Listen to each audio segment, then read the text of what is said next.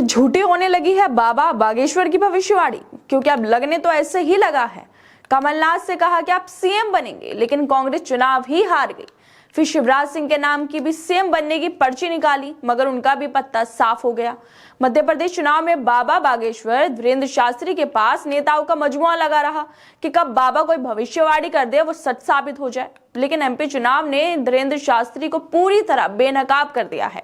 उन्होंने जिसके भी नाम की पर्ची निकाली, उसका राजनीतिक करियर 5 साल तक ठंडे बक्से में चला गया है। अब 5 साल तक उन लोगों को इंतजार करना पड़ेगा।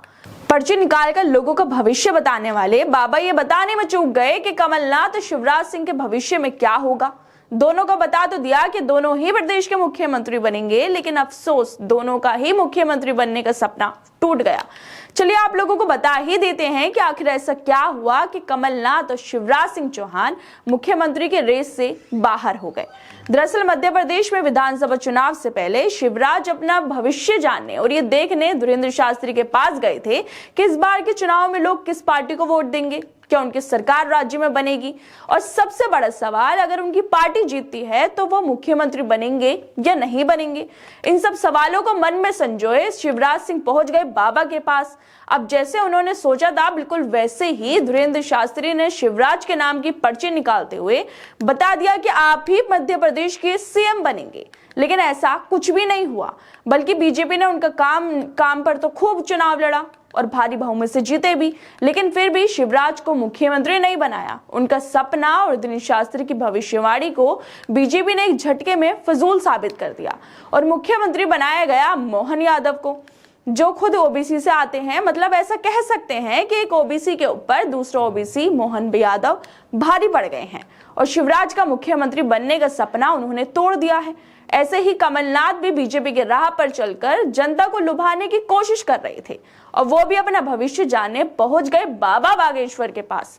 शिवराज की तरह ही धीरेन्द्र शास्त्री ने पर्ची निकालकर कमलनाथ से भी कह दिया कि आप ही राज्य के अगले सीएम होंगे। लेकिन यह भविष्यवाणी भी झूठी साबित हो गई और कमलनाथ मुख्यमंत्री तो क्या, कांग्रेस बहुमत से भी पीछे छूट गई। सपना देखा मुख्यमंत्री बनने का शिवराज और कमलनाथ ने, लेकिन मुख्यमंत्री बन गए सेकुलरिज्म और गंगा जमनी तहजीब में विश्वास रखने वाले मोहन यादव। तो दोस्तों अब आप खुद ही समझ गए होंगे कि कैसे धीरेन्द्र शास्त्री बाबा बागेश्वर लोगों को पागल बना रहे हैं। अगर ये इतने ही बड़े ज्ञानी हैं तो लोगों का भविष्य देख सकते हैं, तो ये देश में हो रहे हादसों को लेकर भविष्यवाणी क्यों नहीं करते? क्यों वर्ल्ड कप को लेकर इन्होंने भविष्यवाणी नहीं की? क्यों आए दिन होते ट्रेन हादसों पर ही कुछ नहीं बोलते? देश की अर्थव्यवस्था पर कुछ नहीं बोलते? अगर ये ज्ञानी है तो इन्हें तो सब कुछ पता होगा, और इतना ही पता था तो कमलनाथ और शिवराज सिंह क्यों मुख्यमंत्री नहीं बन पाए? खैर आप लोगों को क्या लगता है कि बाबा जी को ढोंग करते जो देखा हम लोग देख रहे हैं, उन जो भविष्य देखने की जो बात करते हैं उसकी सच्चाई क्या अब सबके सामने आ गई है? अगर वो भविष्य देख सकते हैं तो उनकी भविष्यवाणी मध्य प्रदेश चुनाव को लेकर गलत कैसे हो गई? आप लोगों को क्या लगता है इस मुद्दे पर? अपनी राय हमें कमेंट करके जरूर बताएं और बाकी तमाम खबरों को देखने के लिए जुड़े रहिए हमारे साथ।